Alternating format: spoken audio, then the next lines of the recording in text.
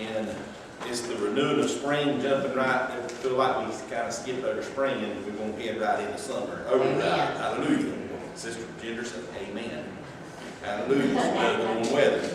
Praise God, she can have the windows open when it's 90. Me, not so much. I've got that thing called air conditioning problem. What's that called? There's a sickness, itis, air conditioning itis. I have that thing called air conditioning itis.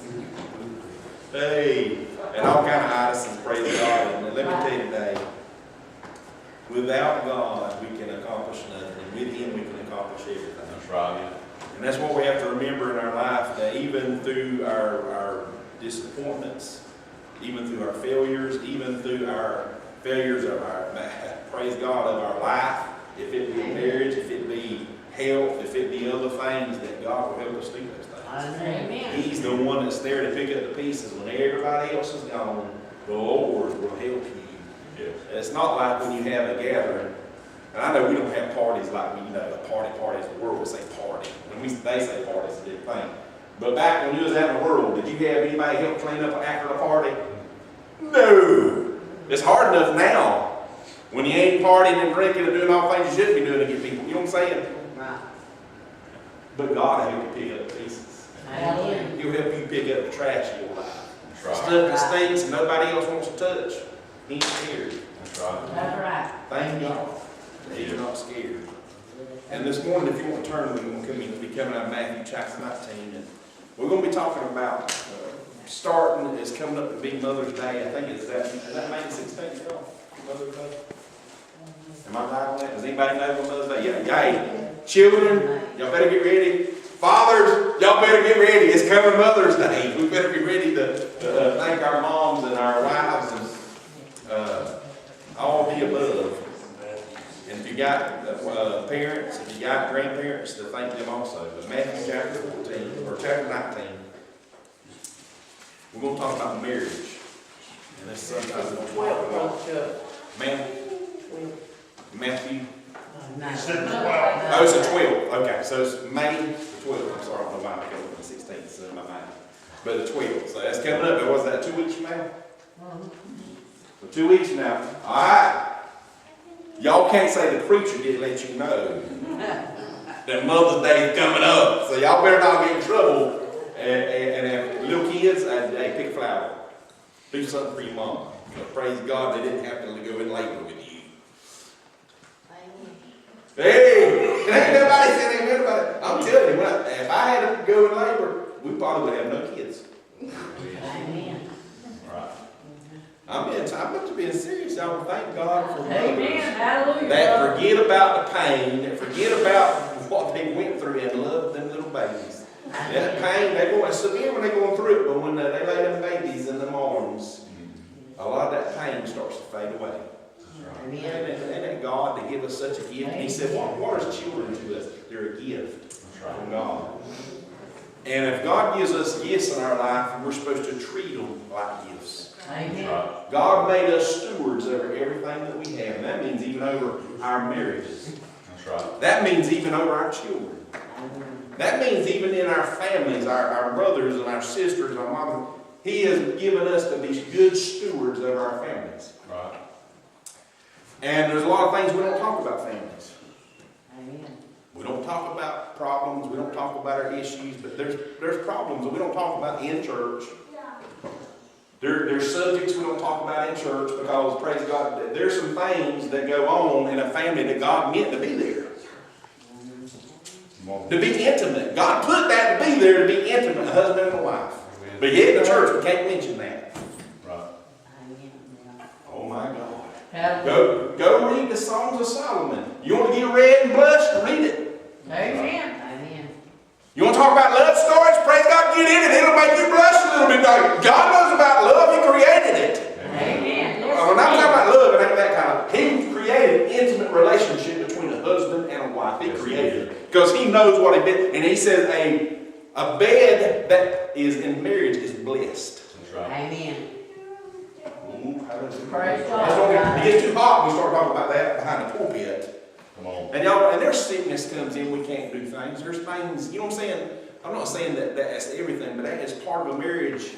that you have to talk about sometimes. Amen. Come on. But parents, there's some things we have to do for our families. We have to we're supposed to be good examples. That's right. Amen. Amen. Men, you love your wives. Amen. You love your wives in a way that you want your sons to treat their wives. Amen. Husbands, you treat your wife the way she would be treated because you want your daughter to grow up to want a man that will treat her with respect and love and admiration. Amen. But yet no more do we do that. We want to fuss and fight, and they need to see that too. They need to see us be affectionate to one another, kiss one another, tell each other we love them, tell them how good they look, and praise God. You still do it for me, baby. Right. Amen. Now, and I know we're not all like that, but they need to see. Children need to see the intimate, and I'm not talking about I'm not talking love. They need to see you tell them that you love them. Right. They need to see you tell them that they're beautiful. Women, y'all, men are more visual. Women are more what they hear, what you do for them. Now, I'm both. I like visual and I like to be petted. Chuck, you're just so good. You know, Jennifer, oh, baby. You know, she'd do that to me one day. When she's begging me and do that to me, I know she's just picking at me. You know what I'm saying? I know she ain't meaning it. She's just doing, oh, you poor little baby. You poor little baby. And I kind of enjoy it. I'm like, well, this could be for real. Then I come back to earth and I know that she's just picking on me. Because I like it. I had a mama that spoiled me. I had grandparents who spoiled me. Praise God, if I said I was sick, I got a phone call from Granny Ann. I said, baby, I heard you were sick. You need Granny to make you some chicken soup? Amen. Right. Sister Jennifer, but ain't nobody calling my sick. But that's how I was spoiled. But y'all, relationships and love is something we have to teach our children. They have to see. And young people, and I'm going to talk about married life. We're already married, but we're going to start from the very beginning. Turn to Matthew chapter 19, and we're going to start with verse 5 and 6. Marriage is very personal. Amen. When you get married, your marriage, and I'm going to go ahead and tell you, I'm talking about people that's not being abused. God don't expect you to be abused verbally, physically, in any manner. God did not create women to be inferior, for us to beat on and talk down to, or do and treat terrible. God did not create a woman to be that. He said He created a woman to be a helpmate, for us to be one. Amen. Well, I know some crazy people that beat themselves. I don't beat myself. I don't take a rope to my body and beat myself when I get mad. I don't bite myself. I don't hit myself. That's right. So men, what do we not do? We don't raise our hands to our wives. That's right. We don't strike them. We don't beat them. Oh, hallelujah. Praise God. Preach it, Brother Chuck. Right. And we're supposed to love them. We're supposed to be a protector. And I'm telling you, if you beat on a woman, I hope one day you'll meet a man that might beat on you a little bit. That's right. Praise the Lord. Oh, hallelujah. Now, I'm telling you, I have a little problem with people that beat on women that are they ain't as strong as you. Right. And you're probably mad because they're just smarter than you. Right. Hallelujah. Let me go move on before I start getting That's one thing that bothers me is you don't beat a woman. My wife beats on me, See, my wife, when I got married, my wife could do it verbally. She could chop me down like a tree, and I'd be laying down, dead. Just wait to be dragged off. But I've learned, you put them old metal plates at the bottom, and when they start chopping, you still thinking. That's right. I learned from her. Praise God. But marriage is a wonderful thing that God created. And what has the devil tried to do? He's trying to pervert it. He's trying to make it where, well, it's the last form of slavery. No, it's not slavery. It's a choice you make to get married. It's not. And there are places now people can get married and are forced to get married. But here in America, most of us have a choice to get married. Right. Amen. And we said before a person, if they did it at the courthouse, if they did a preacher done it, you done it. They said we have gathered together today in the what? In the presence, in the sight of God. Right. So when you took a vow, you took it before Him. That's right. And you said, I'll love her in sickness and health and rich or poor. That's right. That's right. Them were two rough areas. That's right. Women, you said you would love them. That's right. The rich or poor, Yeah. sickness and health. Right. Okay. I didn't hear you, brother. I said okay. And I don't put that in my brother. They might shoot the preacher now if they put that in there. I accidentally said that one. It was in my book. And I said, and obey. And I looked and I stared. I said, oh my God, did I say that? So I added it to the bands too on the back, made him say, you know what I'm saying? But the Bible does. Y'all, there is a leadership role in a marriage. But it's something we need to talk about in church. Amen. Family, the devil has beat against the family because if he knows he can beat the family, he can beat the church. Amen. Conquer and divide. What was the first thing the devil attacked? Was the family. Amen. What was the first thing created in creation? Was the man and woman and marriage, and then children, a family. Amen. The church didn't come till later. That's right. Amen. So the very first thing the devil will attack is family.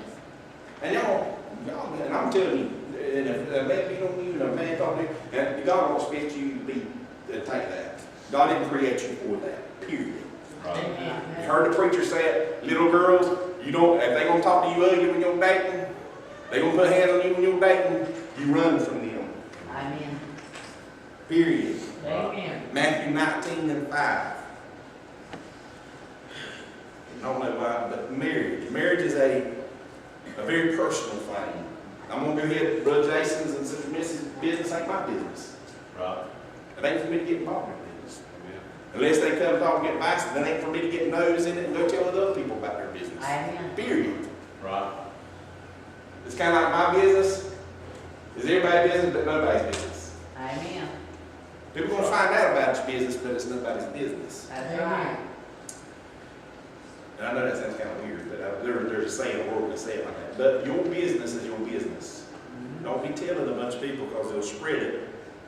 And before you know it, you'll have something on your hands you can't handle. That's Amen. right. Chapter 19, verse 4. And this is them waiting and talking to the Lord and trying to get Him to give some answers that'll lead Him into a way to try to bring allegations against Him. But I'm going to give this answer. And He answered and said unto them in verse 4, have you not read that He which made them at the beginning made them male and female? So, and again, in marriage, He's talking about male and female. He's not talking about female and female. Right. He's not talking about male, because if you go to Romans, it says it's an abomination. He brings it over from the Old Testament, puts it in the New Testament. Amen. He said that the man will lose affection for the woman, and the woman will lose affection, and they'll turn to each other in the lust, their lust. That's right. What do we see today? We see a push for homosexuality. Amen. Yeah. It's not natural. Y'all, can a woman and a woman create a baby again? This is playing out biology. Right. That's human thinking right there. A man and a man can't have a baby together. They can't. Right. God loves them. God wants to save them. But God didn't create the sanctity of marriage for the two of the same. That's right. He did not take two male animals and put them there together at Noah's Ark, did He?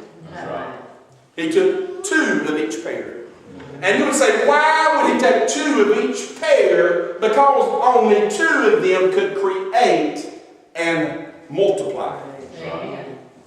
And marriage was created for the love and the building up of each other. And if you can have children, to have children. If you can't have children, to have a home that is blessed and anointed by God.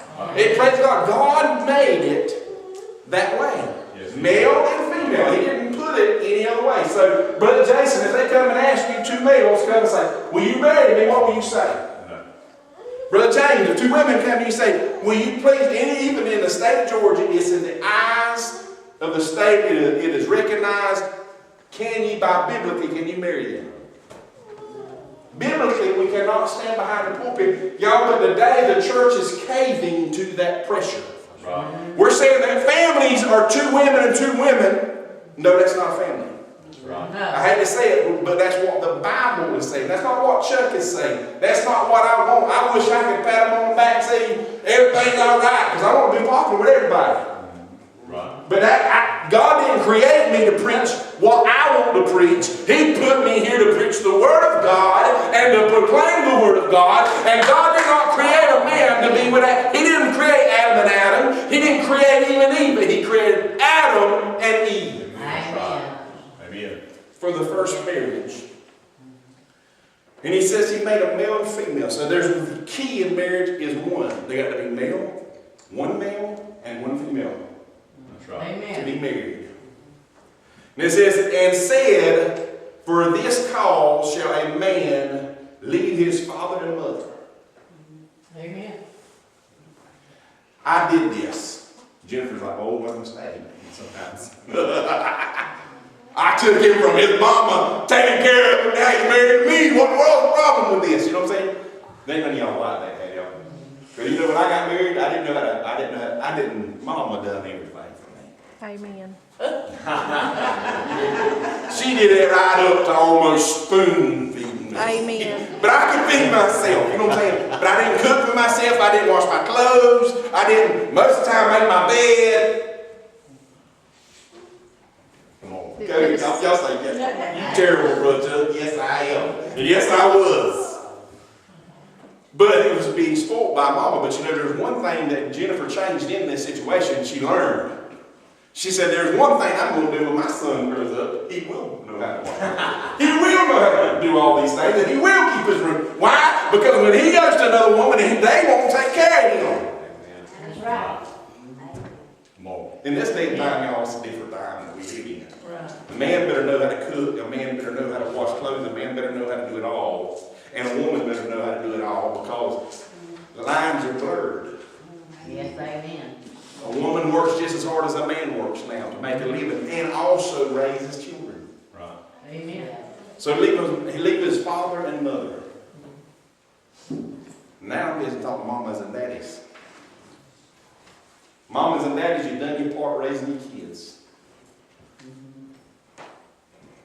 You've done your part. You've prayed for them, you taught them about God's word, you taught them how to be treated. Not to be abused and not to abuse. And when they get married, if you have any objections, you better make them before they ever get married. Come on. If you're going to make them, the best thing to do is keep it to yourself and pray about it. That's the best thing to do. Because what you're going to do is you're either going to, if it ain't for a lot of times, you'll drive them into them arms. By telling them, well,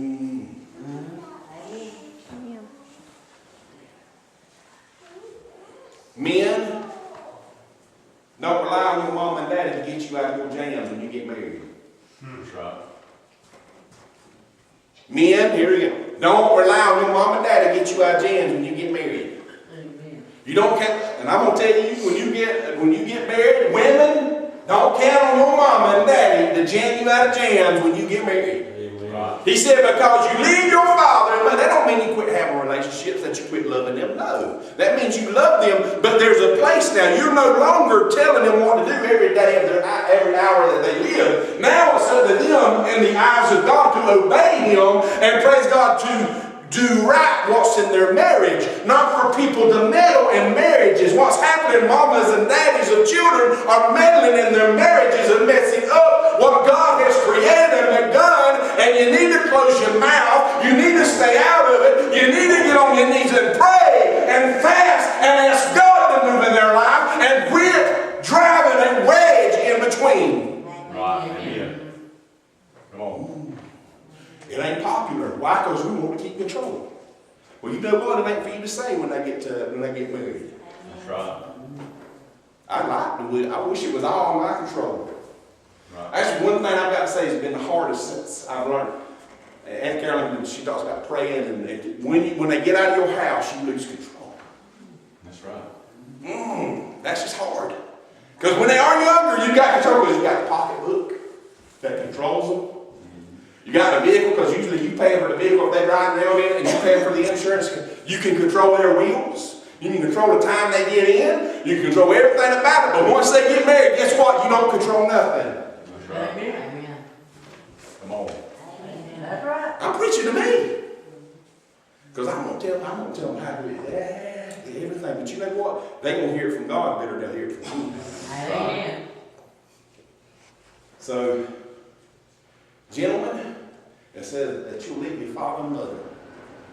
I'm going to tell you what. And when you leave your father and mother, it's for you to stand on your 2 feet. Now, I ain't going to say you don't ever help your kids. I ain't saying that. But don't get involved in their marriage that will mess up their marriage. Leave. So my mom and dad never could. I had to leave go. They couldn't afford all of us.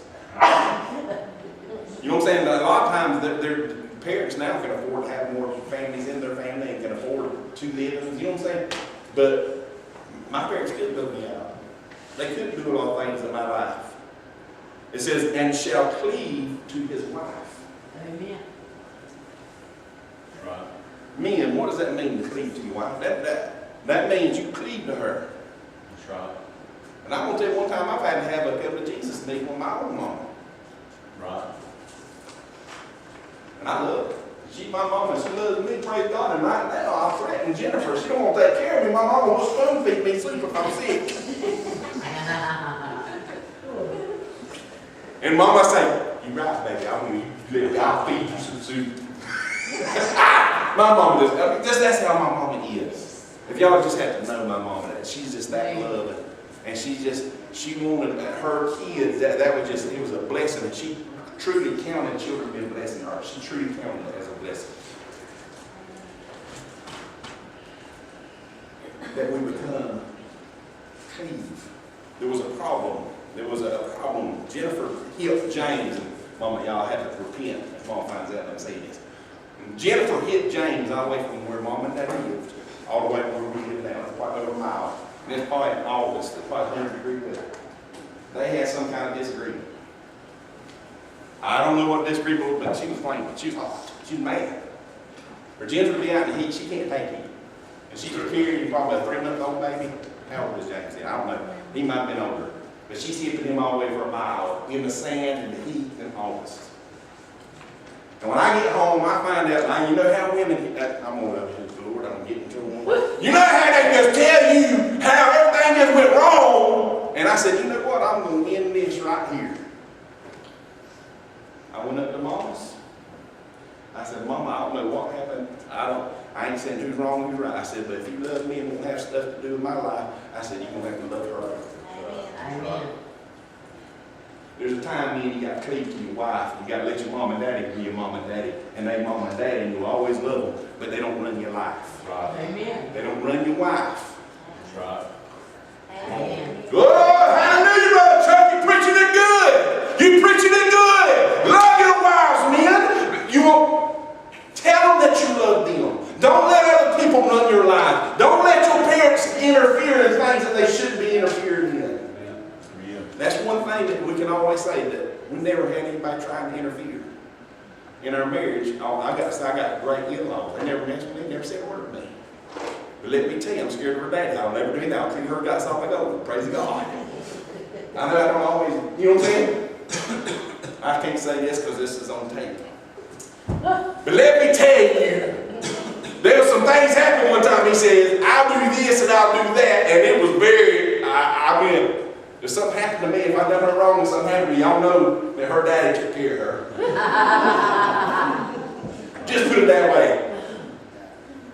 It scared me. It wasn't even nothing to do with me. But he was saying he'd do that, and I believe he'd have done it. When he said 100%. And I said, yeah. Never cross him. But cleave to your wife. Don't let other people. Bible says he made a woman to be a helpmeet for us, and that's for the men to protect our wives. Not to be a beating ram for our families either. Right. This is hard preaching, y'all. Amen. But it's good preaching to keep your marriage together. Right. Amen. Amen. Hallelujah. And they shall be two for one flesh. Is that what that says, y'all? No. No. And shall cleave to his wife, and they twain shall be one Amen. flesh. So no longer are you doing everything for yourself. That's right. Husbands, it says you leave your mom and daddy, you cleave to your wife, and you become one flesh. And I'm going to tell you, the devil will fight you every day on this. The devil will fight you on your marriage every day. I'm going to tell you, I don't care if you saved, sanctified, filled with the Holy Ghost. I don't care what all you've been doing. It will be a fight the rest of the days of your life to stay married and to stay happily married. That's right. Amen. And a lot of times it's the choices of how you take things if you're going to be happy in here. Right. Because you know what? You can take everything as a disappointment. You can take everything. But you know what? There's two in a marriage. That's right. Amen. But there's not really two. It should be One. and the one should be for the marriage, protecting one another. That's right. Amen. I shouldn't be outside the home bashing my wife, Right. and my wife shouldn't be outside the home bashing me. Amen. Amen. Amen. That's right.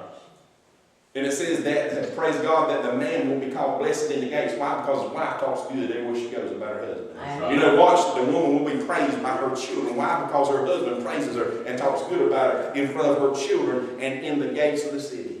That's right. Amen. Oh, hallelujah. Praise God. Y'all, and when we have problems and hard feelings with our spouse and we don't understand why, you know where we need to go? We need to get our knees. That's right. We Amen. need to pray. And it says, wherefore they are no more twain, but one flesh. What therefore God has joined together, let no man, what? Put asunder. Do not separate. Do not change. Do not. I'm going to tell you, you better respect a marriage. Right. If you're single today, you better respect if somebody else is married. That's right. You don't be going out trying to get married women. You don't go out trying to get married men. Right. Period. Come on. What God has put together, let no man, let no woman put asunder. Because I'm going to tell you, they will carry the payment will come to them. The judgment will come to them. That's right. But that's something no more that the world doesn't even respect marriage anymore. Right. The world don't respect preachers. The world don't respect churches no more. But a lot of it falls on the church. But y'all, it's time that we stand up and we say what's right. We tell our children what the standard of marriage is, and that the marriage is a covenant that will be blessed by God when you obey it. Right. 2 Corinthians chapter 6.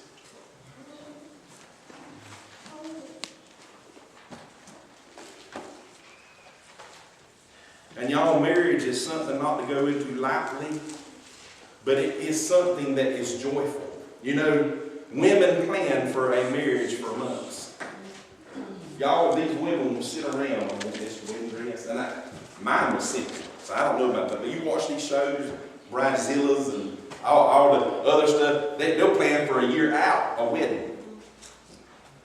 Y'all, I've done some weddings. They have DJs, they'll have dance floors, they'll have live music. They hadn't planned for the future, but they planned for that one day. Yeah. They don't plan about the day when you get mad with your husband and want to shoot him. That's right. And don't tell me anything's like that. Everybody has them. Right. Praise God. There ain't days you just want to knock him upside the head with a frying pan. Right. There ain't some days you just like, you don't come in this house. You sleep in the doghouse. You sleeping outside. Don't tell me there's a lot of days you're not like that. I'm going to tell you, when I was young, I was dumb enough to do stupid stuff. I still do stupid stuff. I'm saying I'm getting a little bit older and I'm getting a little wiser. Because I remember one time I was out, and praise God, Jennifer was bad with me. You know what she does? She set the pillows and the cover and everything on the couch. I knew what that meant. I was raised by my daddy. I had a little bit of LJ in there. That's my initials, LJ, Larry James. So it is. I'm a little bit of LJ. You know what I did? I took my pillows and got what I called. I don't think we had locks on the master bedroom. So I walked right in, laid back. What are you doing in here? I said, I ain't the one got the problem. I'm gonna sleep at my bed. Stupid stuff. Guess what I said when we was having a baby? She's in there in labor and hurting. I don't understand. I ain't never had a baby yet. I thought this was going to be a joyous occasion. So when I say stupid, I say some stupid stuff. When I was young. You know what my daddy did? My daddy was there at birth. He said, oh, oh my God. Son, we're going to the subway.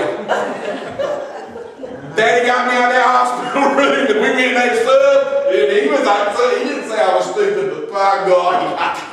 I said, son, you got to be careful. Thank God. Have not any of us done some stupid and said some stupid stuff before? I have. I do it. I can't help it. I'll testify. I may not remember right.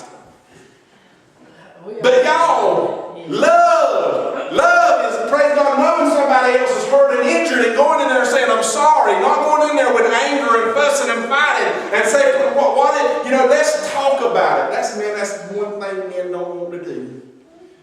Just talk about it. Now, I'm one, I don't like to stay mad at each other. Me and Jennifer got married, she stayed mad at me for 3 weeks. One strike. She'd be mad at me for 2 or 3 weeks. I didn't know that. I mean, we was dating. We had it was all kissy, lovey, praise God.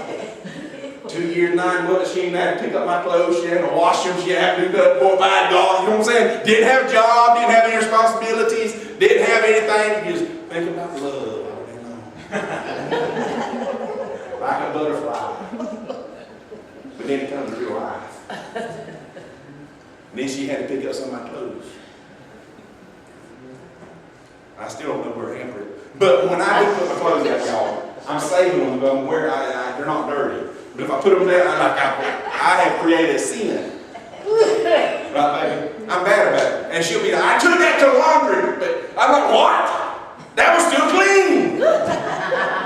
Thank none of y'all like it. But the preacher has issues, bro. If I've got quit, I've got issues. Amen. My wife she's going to get extra rewards in heaven for living with me. But it's work. Marriage is work. Yes. Marriage is something you don't give all up on. It's something that you work toward, but it takes both of you wanting the same and pushing and pulling the same way. That's right. But she loves me, thank God she still loves me, I think. And now it's going so loud she can't put up on the storm.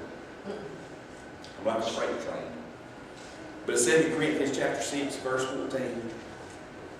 Y'all that are dating, and I'm gonna give some advice to parents. Parents, if you're raising kids, give this advice to your children. This is biblical. This is good. And I know this ain't talking about marriage right here, but I'm going to use it in the context of marriage because I believe it's the same way. 6 and 14.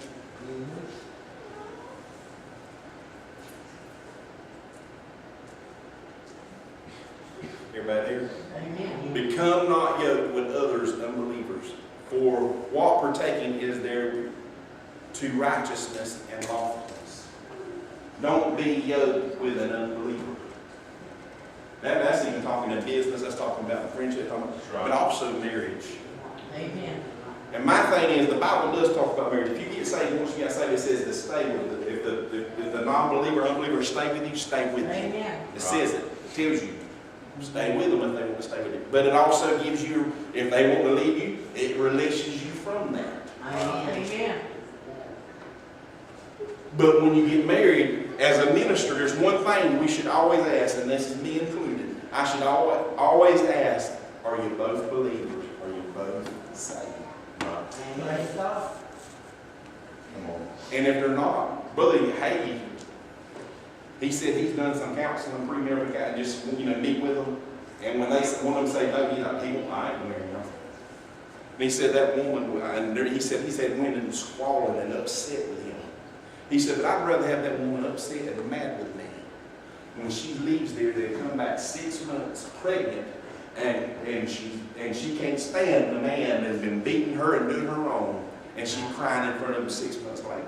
Yeah. Don't be unequally yoked, y'all. And what I'm saying, y'all that are dating, if you date, if you're saved, it is paramount that you date somebody and won't get married to somebody who believes in Jesus Christ and that's saved. That's right. See, but we're not teaching that anymore. That's right. That's a foundational thing. The foundation of marriage must be one thing. 2 Peter chapter 2. And I ain't going to get all this because I'm getting a little long with this already.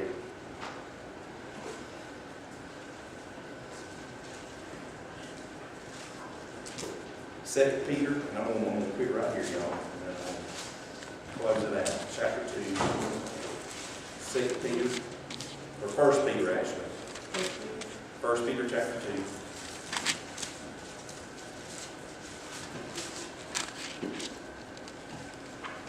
And verse 7. And we're going to try to keep ministering on this. And First Peter chapter 2, verse 7, it says, "To you then, who are believing, is the preciousness, and to the unbelieving a stone that the builders disapproved of. This one did become the head cornerstone." And it's talking about Jesus Christ. And it says, "And the stone of stumbling," and verse 8, "and the stone of stumbling and a rock of offense, who are stumbling at the words, being unbelieving, to which also they were set." And it keeps on saying, "And we are a choice race, and that those that believe, a royal priesthood, a holy nation, a people acquired, that the excellency ye may show forth of him, who out of darkness did call you to his wondrous light." The stone that was disallowed should be the cornerstone of our marriage. Without Jesus, it's kind of like a plumb line. You have to set some plumb lines when you're setting a stone to set the whole wall. Without that stone, it can't be perfectly plumb. In the Bible, it goes back, it talks about a wise man building on the rock, and an unwise man not building, one building on sand. It says the storms of life will come. And it says when it beats against the house, the one that built on the rock will stand. Amen. And the one that built upon the sand, when the rains, the winds, and the sands come against it, will fall. And the great will be the fall. Amen. Y'all, today, what are we building our marriages upon? What are we telling our children to build their marriages upon? Y'all didn't get very far. I got on the F. I started the foundation with the family. And I got a bunch of examples of this, so I'm going to stop there.